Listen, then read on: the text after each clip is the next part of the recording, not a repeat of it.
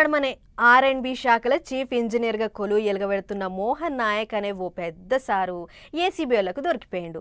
Sir ఇంట్లో కిలోల కొద్ది బంగారము, వందల కోట్ల అక్రమ ఆస్తులు బయటపడ్డాయి. తెలుసు కదా, మన పటాస్ వార్తలల్లో కూడా చూపించినావు. అగొగ్గా ముచ్చట ఇట్లా మర్చినమో లేదో, నేను కూడా మీ పటాస్ వార్తలకు వస్తా మంజులా అని ఇంకోసారి కూడా దరఖాస్తు చేసుకుండు. మరి గా సారెవళ్ళు నియతగా పనిచేసి ఎంత సంపాదించిండో మీరే చూడుర్రి.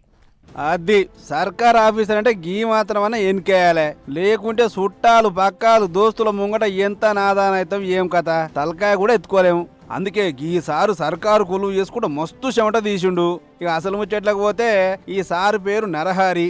భూమి సెటిల్మెంట్లు, పంచాయతీలు, భూమి రికార్డులు చూసే ఆఫీసులో డిప్యూటీ డైరెక్టర్ గా కొలువెలుగా పెడతాండు. కానీ ఈయన తీసుకునే లంచాల ముందు వచ్చే జీతం ఓటర్లు ఇచ్చే టిప్పుతో సమానం. ఎట్లా అంటే నిన్నయాల కింది స్థాయి అధికారులే లంచాలతోని కోట్లు వెనకేస్తురు కదా. అసొంటిది నేను గింత పెద్ద కొలులుండి నేనెంత వెనకేయాలని అనుకుంటో ఏం పోడో గాని కొన్నేండ్ల సంధి పోగేసిన సంపద ఇది. ఇక చూడరే ఎన్ని పైసలు ఉన్నాయో, ఏడ చూసిన కట్టలే కట్టలు. పరిస్తే ఏకంగా 1,10,00,000 రూపాయలతోని ఏకంగా మంచమే నిన్నది. అదేదో సినిమాల నోట్ల కట్టలని బొంతల వరిసినట్లు నరారి సార్ సూత నలుగురికి తెలవద్దన్నట్టు గిట్లా మంచంలో సెట్ చేసిండు. ఇదొక్కడే కాదు, కిలాల కొద్ది బంగారం, వెండి, భూముల కాగితాలు, ఇండ్ల కాగితాలు, గచ్చిబోలిల కోట్లు నిల్వ చేసే 2 విల్లాలు అన్నిటిని సీజ్ చేసిర్రు.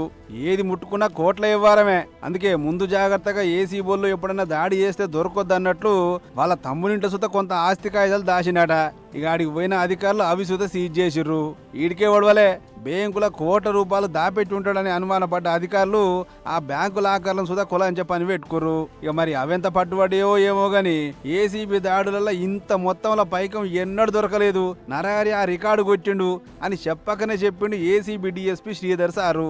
మొత్తానికి లంచాలతోని కోట్లు పడగలెత్తిన ఈ ఉత్తమ అధికారిని అరెస్ట్ చేసి బుధవారం నాడు కోర్టుకు పంపుతారట. మరిగా దొరికినోళ్లే దొంగ అయితుర్రు, దొరకనోళ్ళు దొరలెక్క తిరుగుతుర్రు. జర వాళ్ళ మీద ఓ కన్నయ్యరు సార్ అని అంటుర్రు ఈ ముచ్చట చూసిన జనాలు.